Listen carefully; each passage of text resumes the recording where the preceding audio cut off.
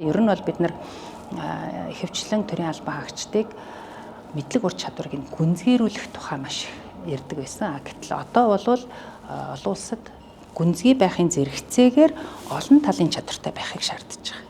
Тэгэхээр гүнзгий дээрээ нэмээд олон талын чадвартай буюу рескил хийх, өөр талбар руу хамтрах чадвартай болох ийм хэрэгцээнүүд бол гарч ирж байгаа учраас багш нар маань ч тийм болох, төрийн албан хаагчдыг ч тийм болох, мөн төрийн байгууллагуудыг бие биетэйгээ хамтарч ажиллах харилцаа холбоо энэ тал руу ч гэсэн анхаарч ажиллах ийм хэрэгцээ бол гарч байгаа. Энэ нь эргээд бүтэн том системээр харах юм бол бид нар зөвхөн төрийн бүтээмжийн цааталд зөвхөн өөрийнхөө байгууллагын бүтээмжийн тухай ярих биш, бүхэл бүтэн системээр харах, илүү системжилсэн үйл ажиллагааныхаа үр дүнд хаана алдаа дутагдал гэдэг юм уу доголдлоо гэлрүүлээд түүнийг засах, түүнийг илүү зөв болгох төрийн албан хаагчдын оролцоог нэмэгдүүлэх ийм шаардлага бол тулгарч байна гэж ингэж харж байна. Тэгээд энэ саналуудаа олон улсын форум дээр хуваалцлаа өнөөдөр.